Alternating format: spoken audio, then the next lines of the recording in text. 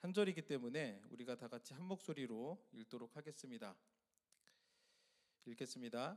하나님이 세상을 이처럼 사랑하사 독생자를 주셨으니 이는 그를 믿는 자마다 멸망하지 않고 영생을 얻게 하려 하심이라. 아멘. 이 시간에 이용구 목사님 올라오셔서 말씀 전해 주실 때에 큰 은혜가 우리 가운데 함께하기를 원합니다. 우리 박수로 맞아주시면 좋겠습니다.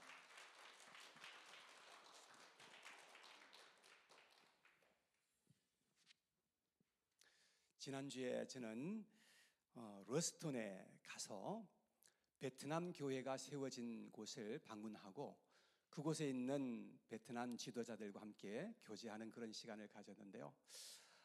저희들이 함께 가서 한 20여 명의 베트남인들이 모여서 예배를 드리는 그런 장면을 보면서 얼마나 감사했는지 몰라요. 예배가 엄청나게 뜨거워요. 하나님의 그 성령의 역사가 그곳에 함께 하는구나 라고 하는 어떤 그런 느낌이 탁 오더라고요. 야, 정말 이곳에 교회가 아름답게 세워지고 있구나. 장차 이제 슈리포트 보조지에게도 베트남 교회가 생겨지기를 위해서 기도하고 있어요. 이 지역에 얼마나 많은 베트남인들이 살고 있는데 이곳에 베트남 교회가 하나도 없다는 거 정말 말이 안 되잖아요. 그래서 여러분들도 함께 동참해 주시기를 부탁드리겠습니다. 우리 시간 함께 기도하고 오늘 말씀을 듣도록 하겠습니다. 할렐루야. 사랑의 아버지 하나님, 이 한 시간 이 자리로 저희들을 불러주셔서 감사합니다. 이 시간 하나님의 말씀을 들을 때에 주님의 성령께서 우리의 마음을 움직여 주시고 어루만져 주셔서 하나님의 진리가 깨달아지게 하여 주옵시고 그 진리가 우리의 마음속에 살아 역사할 수 있는 귀하고 복된 은혜가 임하게 하여 주옵소서. 특별히 하나님, 마리코의 남편 이렇게 인도해 주셔서 감사합니다. 그에게 함께 하시고 그 가정을 지켜주셔서 참으로 예수님 안에서 복된 가정이 될 수 있도록 도와주옵소서. 캐메룬에게 함께 해주시고 주님, 특별히 이제 할아버지를 먼저 보내고 가슴 아파하는 온 가족을 주님께서 지켜주시고 그들의 마음을 주님의 그 은혜로 위로하여 주시고 어루만져 주셔서 하나님 하늘의 소망을 가지고 살아갈 수 있도록 축복하여 주옵소서. 이 시간도 이 자리에 함께한 모든 하나님의 귀한 영혼들이 하나님의 말씀을 받고 힘을 얻어서 이 험난한 세상에서 살아갈 때에 승리할 수 있도록 주님 축복하여 주옵소서. 이 시간도 아버지께 모든 것을 의탁하오며 존귀하신 예수 그리스도 이름으로 기도드리옵나이다. 아멘. 세계 최대의 개신교단은 남침내 교단이라고 그렇게 알고 있습니다. 지금 미국 안에만 5만 1,000여 개의 교회가 존재하고 있습니다.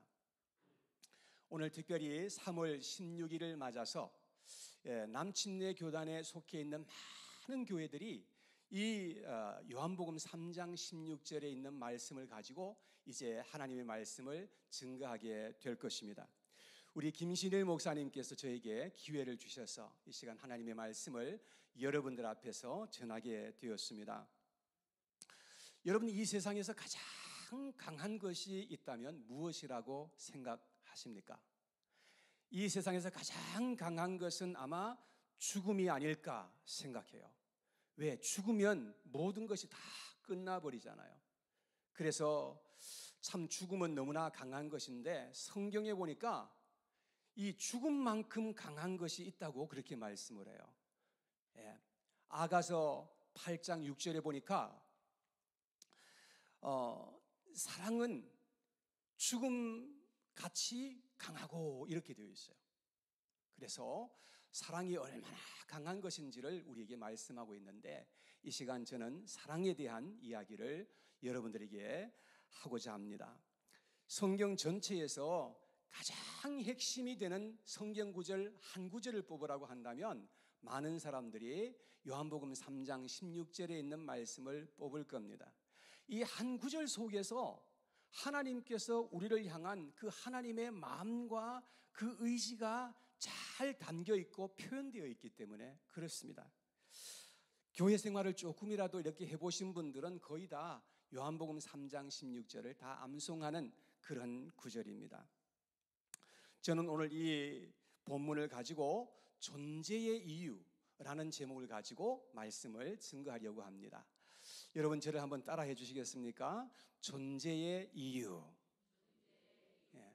여러분 우리가 지금 이 시간 존재하고 지금 이 시간 이 자리에 있는 이유가 무엇일까요? 우리가 이 세상에 살면서 잘 먹고 잘 살기 위해서 존재하는 것일까요? 아니면 우리가 부자 되는 것이 존재의 이유가 될까요? 아니면 우리가 이 땅에서 성공해서 보란듯이 살고자 하는 그것이 존재의 이유가 될까요?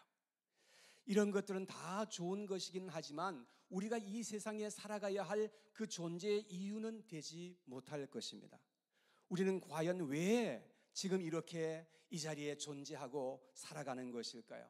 창조주 하나님께서 우리를 만드실 때에 하나님의 모양과 형상대로 우리를 만들어 주셨다고 했는데 여러분 그 이유가 무엇이라고 생각하십니까?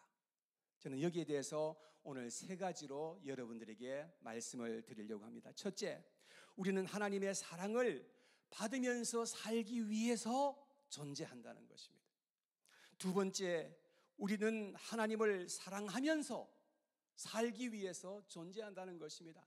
하나님과 사랑의 그 관계 속에서 우리가 살아가야 한다는 것입니다. 세 번째, 저는 영혼들을 우리는 사랑하면서 살기 위해서 지금 우리가 이렇게 존재하고 있다는 사실입니다. 우리는 이 세상에 살면서 사랑을 받고 사랑하면서 살 때에 가장 사람답게, 가장 인간답게 살아갈 수가 있게 되는 것입니다. 이 시간 하나님의 풍성하신 그 사랑이 성령을 통해서 우리의 마음속에 가득하게 부어지게 되기를 간절히 원합니다. 첫째, 하나님이 사람을 지으실 때 사랑의 관계를 위해서 지으셨다고 하는 것입니다. 처음에 아담과 하와를 하나님께서 지어놓으시고 에덴 동산에서 얼마나 아름다운 사랑의 관계였는지 알 수가 없습니다. 그때 하나님께서 너무나 기뻐하셨다고 그렇게 말씀을 하고 있는 것입니다. 그런데 죄가 이 세상에 들어옴으로 말미암아서 사람들은 하나님의 사랑을 의심하고 거부하기 시작하는 것을 볼 수가 있습니다. 아담과 하와가 처음에 죄를 범했을 때에 하나님께서 그들을 찾아오셨잖아요. 그런데 아담과 하와는 그만 두려워해서 그래서 하나님을 두려워하고 하나님이 찾아오셨을 때에 그들은 두려워서 그만 하나님을 피하여 숨어버렸던 그러한 사실들이 성경에 기록되어 있습니다. 이것이 바로 죄의 결과입니다. 마귀는 사람들로 하여금 어떻게 하든지 하나님의 사랑을 의심하고 거부하도록 그렇게 조장하고 있는 것입니다. 우리가 만일 하나님의 사랑을 의심하고 이 세상을 살아간다면 어떠한 결과가 초래되는 것일까요? 그 결과는 하나님과 자꾸 우리는 계속해서 멀어질 수밖에 없고 계속해서 타락할 것이고 계속해서 범죄하는 그러한 삶을 살아갈 수밖에 없게 될 것입니다. 그것이 문제입니다. 성경 전체는 타락한 우리 죄인들을 하나님께서 얼마나 사랑하시는지에 대한 이야기가 가득하게 성경 속에 담겨 있습니다. 그래서 성경을 가리켜서 사랑의 편지라고 그렇게 말하는 사람들도 있지 않습니까? 하나님께서는 여러분들을 사랑하십니다. 안 믿어지십니까? 하나님은 여러분들을 정말로 사랑하십니다. 나와 같은 사람을 하나님께서 과연 사랑하실까요? 예, 성경은 그렇다고 말씀을 합니다. 여러분들이 누구이든지 상관이 없습니다. 과거에 여러분들이 어떠한 죄를 범해도 그것도 상관이 없습니다. 하나님은 조건 없이 우리를 사랑하시는 그런 하나님이라고 말씀을 하고 있는 것입니다. 요한복음 3장 16절 이 한 절에서 우리를 향한 하나님의 사랑이 어떤 것인지를 잘 말씀해 주고 있는 것입니다. 첫째, 하나님의 사랑의 크기를 말씀하고 있는 것이죠. 하나님이 세상을 사랑하시되 어떻게 사랑하셨다고 말씀하셨습니까? 하나님이 세상을 이처럼 사랑하사라고 말씀을 하고 있는 것입니다. 영어 성경에 보니까 so loved 라고 되어 있습니다. 하나님이 우리를 얼마나 사랑하는지 그 사랑의 크기가 표현될 수 없기 때문에 이러한 단어를 사용해서 이처럼 사랑하사라고 말씀을 하고 있는 것입니다. 여러분, 이러한 하나님의 큰 사랑, 정말 그 크기를 다 표현할 수도 없는 그 사랑을 우리가 알고 믿고 살아가야 한다는 것입니다. 두 번째, 하나님의 사랑의 강도가 얼마나 놀라운 것인지를 말씀하고 있습니다. 하나님이 세상을 이처럼 사랑하사 하신 일이 무엇입니까? 그것은 독생자 하나님을 보내주신 것이라고 말씀을 하고 있는 것입니다. 하나님께서 자기의 독생자를 우리를 위해서 보내주실 만큼 그렇게 하나님께서 우리를 사랑하셨다고 이렇게 말씀을 하고 있는 것입니다. 그것은 하나님의 사랑이 얼마나 강하고 위대한 것인지를 우리에게 말씀하고 있는 것입니다. 하나님은 하나밖에 없는 그 아들을 우리를 위해서 기꺼이 내어주실 만큼 그렇게 사랑하셨다고 성경은 말씀하고 있는 것입니다. 하나님은 그렇게 해서라도 우리를 향한 자신의 사랑을 증명하고 싶어 하셨던 것입니다. 그래서 로마서 5장 8절에 보니까 기록하기를 우리가 아직 죄인 되었을 때에 그리스도께서 우리를 위해서 죽으심으로 말미암아서 우리에게 대한 하나님의 사랑을 확증하셨다고 말씀하고 있는 것입니다. 여러분, 예수님의 그 십자가는 하나님의 사랑의 증표이고 증거이라는 것을 여러분 아시기를 바랍니다. 그 놀라운 하나님의 그 십자가의 사랑, 그 사랑을 우리가 알고 마음에 믿고 이 세상을 살아가야 한다는 것입니다. 세 번째, 하나님의 사랑의 부요하심이 무엇인지를 말씀해 주고 있는 것입니다. 우리를 향한 하나님의 사랑이 얼마나 풍성하고 부요한 것인지를 우리에게 잘 말씀하고 있습니다. 하나님이 세상을 이처럼 사랑하사 독생자를 주셨다고 했는데 독생자를 주신 그 이유가 무엇이라고 말씀합니까? 여기에 보니까 그를 믿는 자마다 멸망치 않고 영생을 얻게 하려고 그와 같이 하나님께서 하셨다라고 하였습니다. 죄를 지은 사람은 마땅히 형벌을 받고 심판을 받고 지옥에 떨어져야 하는 것입니다. 그런데 누구든지 독생자를 믿는 자는 멸망해야 하는데 멸망하지 않는다고 말씀합니다. 아니, 멸망하지 않는 정도가 아니라 우리에게 영생을 주신다고 말씀하고 있는 것입니다. 이것이 하나님의 사랑의 부요하심인 것임을 여러분 믿으시기 바랍니다. 우리는 우리를 향한 하나님의 사랑의 크기와 그 강도와 부요함이 어떤 것임을 잘 알고 우리의 마음속에 믿고 이 험난한 세상에 살아가야 하는 줄로 믿습니다. 그렇게 하는 것이 우리가 하나님의 그 놀라운 사랑을 우리의 마음속에 받을 수 있는 유일한 방법이기 때문에 그렇습니다. 그래서 하나님이 보내신 독생자 예수 그리스도가 우리를 향한 하나님의 사랑의 증표이라는 사실을 우리가 분명하게 믿고 그렇게 이 세상을 살아가야 한다고 성경은 계속해서 말씀하고 있습니다. 그래서 믿는 것이 그렇게 중요하다는 것입니다. 여러분, 이 세상에서 믿는 것이 가장 중요한 것이라고 하는 것입니다. 그래서 15절 말씀에 한번 같이 읽어보도록 하겠습니다. 한 목소리로 읽어보겠습니다. 시작.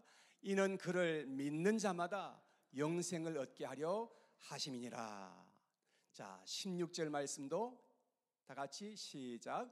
하나님이 세상을 이처럼 사랑하사 독생자를 주셨으니 이는 그를 믿는 자마다 멸망하지 않고 영생을 얻게 하려 하심이라. 자, 18절도요.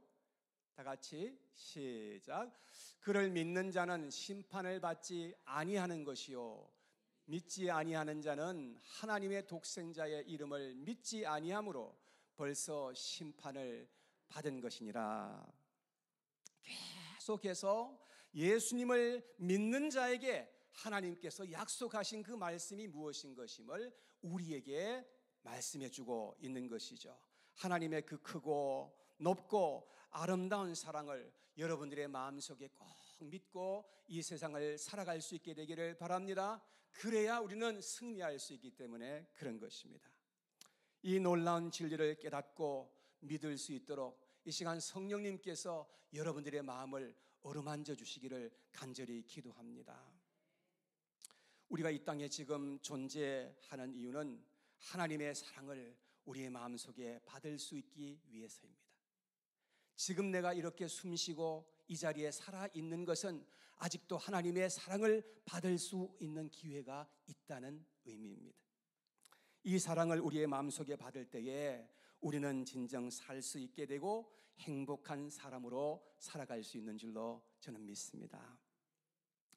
두 번째, 우리가 이 땅에 존재하는 이유는 우리도 하나님을 사랑하기 위해서인 것입니다. 그런데 참 사랑은 일방적인 사랑이 될 수가 없습니다. 여러분, 운전을 하고 가다 보면 원웨이 사인이 가끔씩 나오죠. 근데 사랑에는 원웨이가 없다고 하는 것입니다. 여러분, 짝사랑은 절대로 성립될 수가 없다는 것입니다. 하나님의 사랑을 정말 믿고 경험해 본 사람은 하나님을 사랑하지 않을 수가 없습니다. 그래서 사랑은 항상 주고받는 것이어야 한다는 것을 우리가 알 수가 있는 것이죠. 탕자의 비유를 보면 우리가 알 수 있어요. 둘째 아들이 아버지의 그 많은 재산을 다 가지고 그 먼 나라로 가서 죄 짓는 데 사용하고 다 탕진해 버립니다. 그래서 그야말로 쫄딱망하고 알거지가 되었던 것을 알 수가 있습니다. 얼마나 못된 아들입니까? 그런데 그 아들이 돌아왔을 때에 어떤 일이 일어났습니까? 아버지가 아들을 먼저 알아보았다고 하는 겁니다. 그것도 먼 거리에서 말입니다. 아들의 모습은 한번 여러분 생각해 보시기 바랍니다. 너무나 초췌하고 초라한 그런 모습이었을 것입니다. 머리는 다 흐트러지고 헝클어진 그런 모습이었을 것이고요. 옷은 누더기 옷을 입고 있었을 것이고 몸의 냄새는 훨씬 나는 그러한 상태였던 것입니다. 그러면 아버지가 아들을 못 알아봐야 마땅한 것이 아닙니까? 그런데 아버지가 먼저 먼 거리에서 그 아들을 알아보았다는 겁니다. 그리고 달려가서 그 아들의 목을 끌어안고 그렇게 기뻐하였다고 말씀하고 있는 것입니다. 그러니까 무슨 말인가 하면 그 아버지는 매일 그 아들을 생각하고 있었다는 것입니다. 매일 그 아들을 기다리면서 동구 밖에 나가서 서성거리면서 그 아들을 기다리고 있었다는 그런 의미입니다. 아버지는 아들을 위해서 살찐소를 잡고 동네의 많은 사람들을 초청해서 잔치를 벌이고 그렇게 함께 기뻐하였던 것이 성경에 기록되어 있습니다. 이것이 우리를 향한 하나님 아버지의 마음이며 모습이라는 것을 우리가 깨닫게 되는 것이죠. 그런데 이 탕자가 아버지의 그 엄청난 사랑을 받았다면 아버지를 사랑하지 않을 수가 있을까요? 저는 불가능하다고 생각합니다. 우리가 만일 하나님의 그 큰 사랑을 정말로 깨닫고 우리 마음속에 믿고 경험하였다고 한다면 우리의 몸과 마음을 다 바쳐서라도 그 하나님을 우리가 사랑하며 살고자 할 것임에 틀림이 없는 것입니다. 우리가 그렇게 하나님과 사랑의 관계 속에 있을 때 우리의 인생에 의미가 생겨지고 가치가 생겨지게 되는 것입니다. 사랑하는 여러분, 하나님과 사랑의 관계 속에서 이 세상을 살아갈 수 있게 되기를 축복합니다. 다윗은 시편 18편 1절에서 이렇게 고백합니다. 나의 힘이신 여호와여, 내가 주를 사랑하나이다. 사랑하는 여러분, 우리도 이 세상에 살아갈 때에 매일같이 그 하나님을 향해서 이렇게 사랑의 고백을 드리며 사랑의 관계 속에서 살아갈 수 있게 되기를 원하는 것입니다. 그러한 인생이 가장 가치 있고 행복한 인생이라고 말할 수 있을 것입니다. 세 번째, 우리가 이 땅에 존재하는 이유는 우리도 영혼들을 사랑하기 위해서 존재한다는 것을 깨달아야 합니다. 예수님은 하나님을 믿는 자들에게 새 계명을 주시지 않았습니까? 요한복음 13장 34절에 예수님이 하신 말씀입니다. 같이 한번 읽어볼게요. 시작. 새 계명을 너희에게 주노니 서로 사랑하라. 내가 너희를 사랑한 것 같이 너희도 서로 사랑하라. 하나님을 믿고 하나님의 사랑을 받은 사람은 이제 새 계명을 가지고 이 세상을 살아가야 한다는 것입니다. 이 새 계명은 바로 사랑의 계명입니다. 예수님이 우리를 사랑한 것 같이 우리도 서로 사랑하며 살기 위해서 이 세상에 지금 존재하고 있다는 말입니다. 참으로 놀라운 계명이 아닐 수가 없는데요. 근데 예수님께서 마태복음에는 조금 다르게 표현하셨어요. 마태복음 22장에 보면 한 율법사가 예수님을 찾아왔어요. 그래서 묻기를, 예수님, 계명 중에서 가장 큰 계명이 무엇입니까? 라고 물으셨을 때에 37절과 38절에서 예수님께서 이렇게 말씀하셨어요. 예수께서 이르시되 내 마음을 다하고 목숨을 다하고 뜻을 다하여 주 너의 하나님을 사랑하라 하셨으니 이것이 크고 첫째 되는 계명이요 라고 말씀하셨어요. 근데 예수님께서 거기서 끝나지 않고 이제 39절에 이렇게 말씀을 하십니다. 둘째도 그와 같으니, 자, 첫째 계명도 있고 둘째인데 둘째도 그와 같으니 내 이웃을 내 자신같이 사랑하라 하셨으니, 자, 여기 보니까 둘째도 그와 같으니라는 이 말씀은 첫째 계명이나 둘째 계명이나 사실은 같은 차원이다라는 그런 의미죠. 그러니까 우리가 하나님을 사랑하는 것이나 내 이웃을 사랑하는 것이나 사실은 같은 것이다라는 그런 의미가 되는 것입니다. 성경은 우리에게 인간적인 차원의 사랑을 말씀하신 적이 없었습니다. 항상 하나님 차원의 사랑으로 우리를 사랑하라고 도전하시는 것을 볼 수 있습니다. 우리가 형제를 향한 사랑이 더 깊어지고 성숙해져야 한다는 그런 의미이기도 합니다. 우리는 자칫 사랑을 해도 자기중심적으로 사랑하기가 참 쉬워요. 사랑을 해도 인간적인 차원에서 생각을 할 때가 참 많은 것 같아요. 그런데 우리는 하나님 차원의 사랑을 알고 더 우리가 배워가고 승화시켜 가야 한다는 것을 깨닫게 되는 것입니다. 저는 얼마 전에 요한 1서에 있는 말씀을 읽고 참 은혜가 되어서 그 말씀을 한동안 묵상했던 적이 있었습니다. 오늘 우리가 같이 살펴보는 말씀은 요한복음 3장 16절인데 제가 은혜 받았던 말씀은 요한 1서 3장 16절입니다. 그 말씀 한번 비춰주시기 바랍니다. 같이 한번 읽어봐요. 시작. 그가 우리를 위하여 목숨을 버리셨으니 우리가 이로써 사랑을 알고 우리도 형제들을 위하여 목숨을 버리는 것이 마땅하니라. 자, 그가 우리를 위해서 목숨을 버리셨다는 것입니다. 누가요? 예수님께서 우리를 위하여 목숨을 버리셨다고 말씀을 합니다. 그래서 우리가 사랑을 비로소 알게 됐다. 우리가 인간적인 차원이 아니라 하나님의 그 놀라운 참 사랑을 우리가 알게 되었다고 말씀합니다. 그러므로 말미암아서 이 사랑을 받은 자들은 우리도 형제를 위해서 목숨을 버리는 것이 마땅하다라고 이렇게 도전하고 있는 것입니다. 예수님이 나와 같은 죄인을 위해서 목숨을 버리시면서까지 나를 사랑해 주셨다고 한다면 우리도 이제 형제를 위해서 그렇게 그러한 사랑으로 사랑하도록 해야 할 것을 말씀하시는 것이지요. 자, 그런데 우리가 어떻게 이런 사랑을 할 수가 있느냐 하는 것입니다.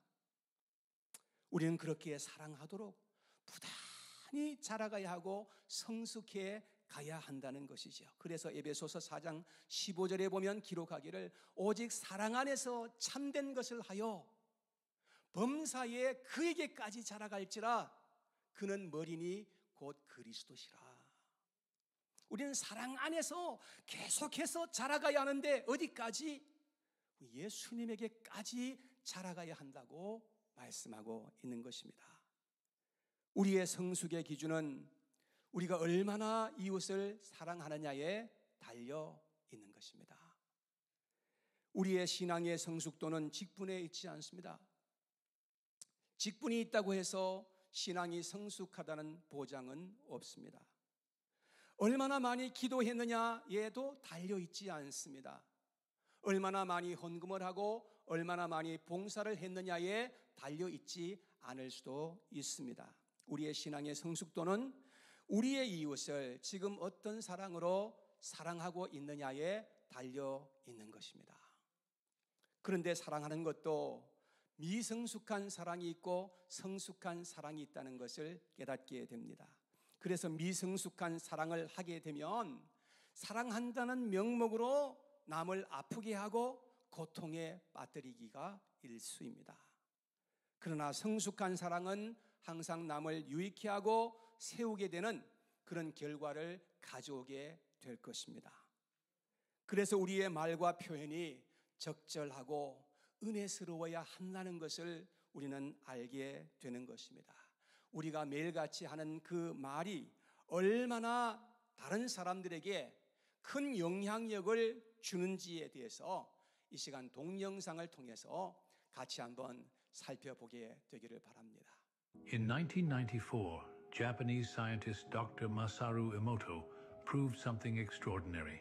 Your words physically change the world around you. Dr. Emoto had students speak negative words like, "I hate you," and "you're a failure" to one set of water bottles.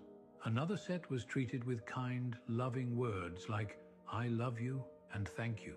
After freezing the water and viewing it under a microscope, the results were astonishing.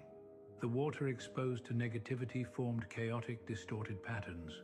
Meanwhile, the water blessed with positivity crystallized into breathtaking, harmonious shapes. Here's the mind-blowing part. Over 70% of your body is water. That means every word you speak creates a ripple effect in your cells, shaping your energy, health, and even your reality. Speak love, speak gratitude, speak power into your life. Death and life are in the power of the tongue, and those who love it will eat its fruit. If you're not following Biz thoughts, you're probably never going to see us. 1994년도 마사루 이모토라고 하는 일본 과학자가 이 과학적으로 증명한 그것이 하나 있는데 참으로 놀랍습니다.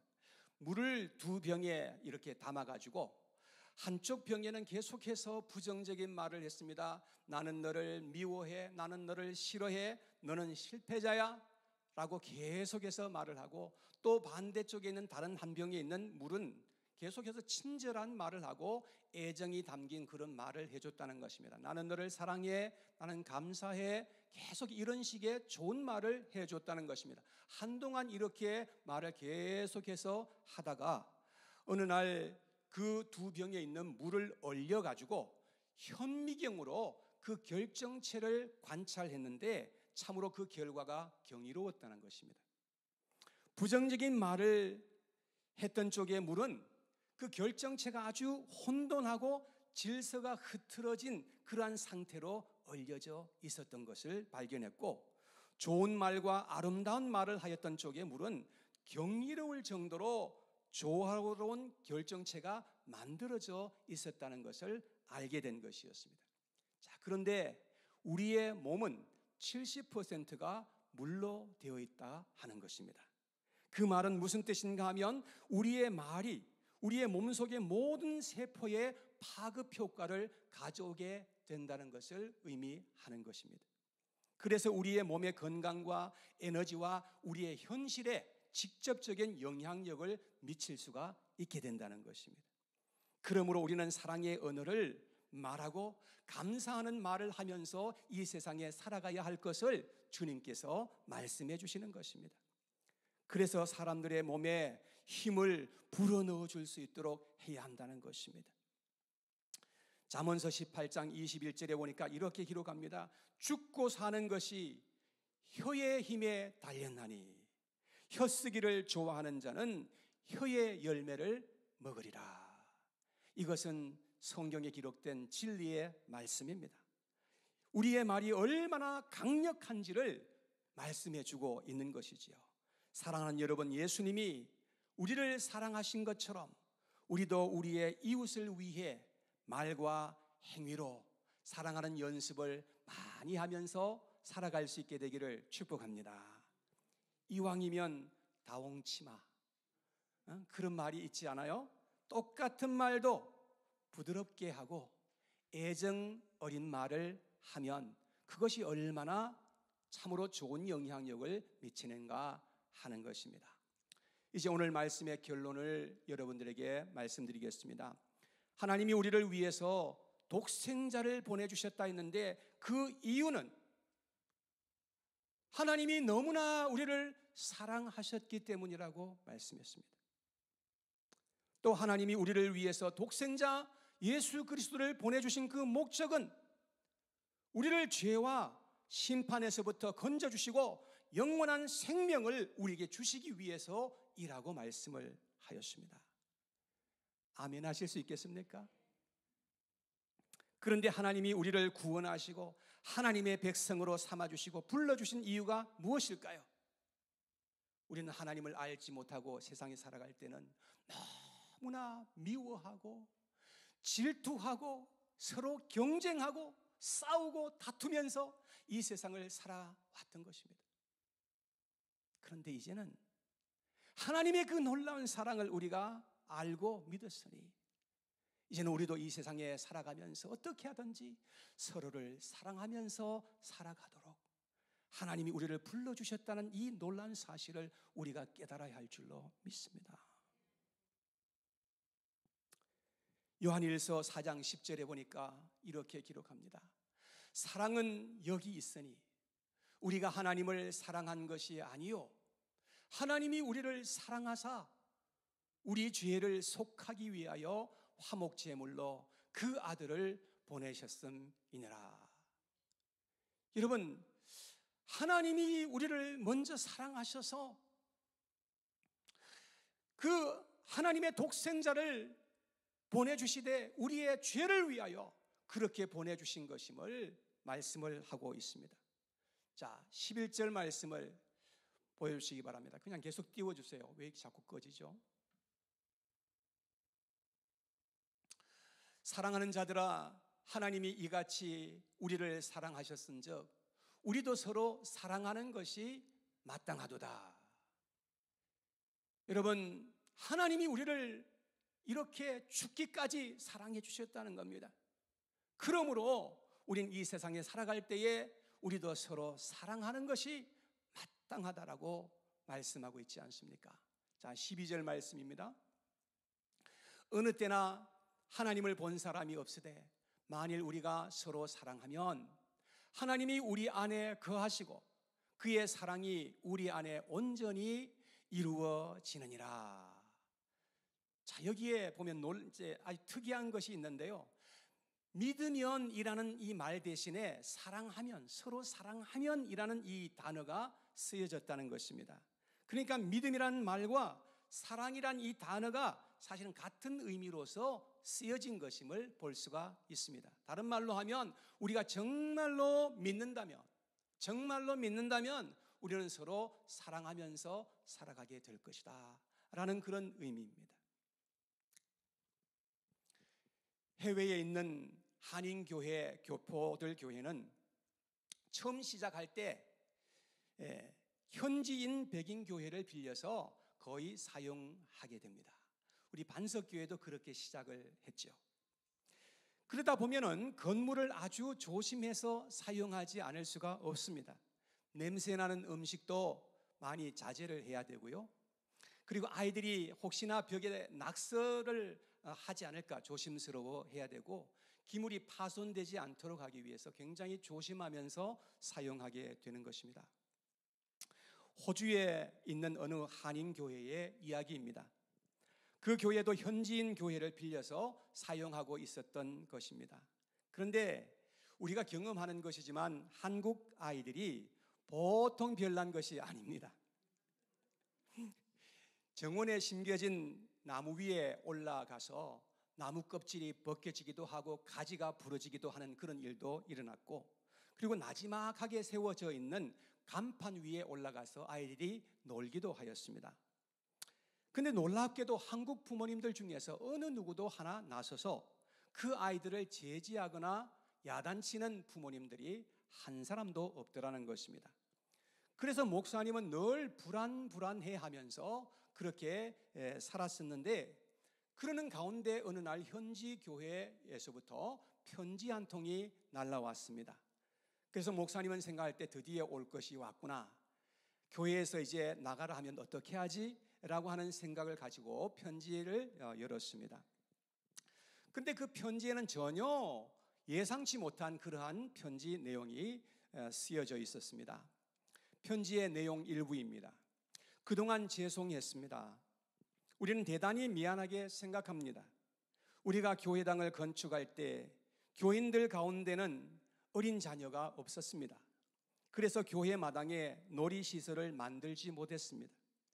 그런데 한국 교회가 교회당을 사용하면서 어린아이들이 놀이터가 없어 나무에도 올라가고 교회 간판에도 올라가는 모습을 보았습니다.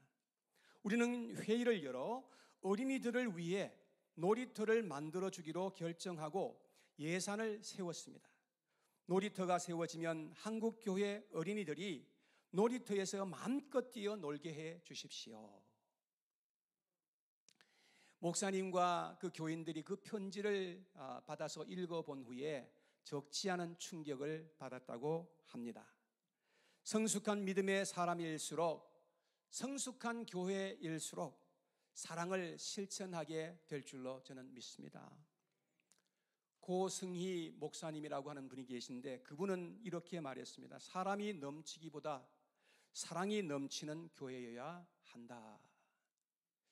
저를 한번 따라해 주시겠습니까? 사람이 넘치기보다 사랑이 넘치는 교회가 되어야 한다. 여러분 믿으십니까?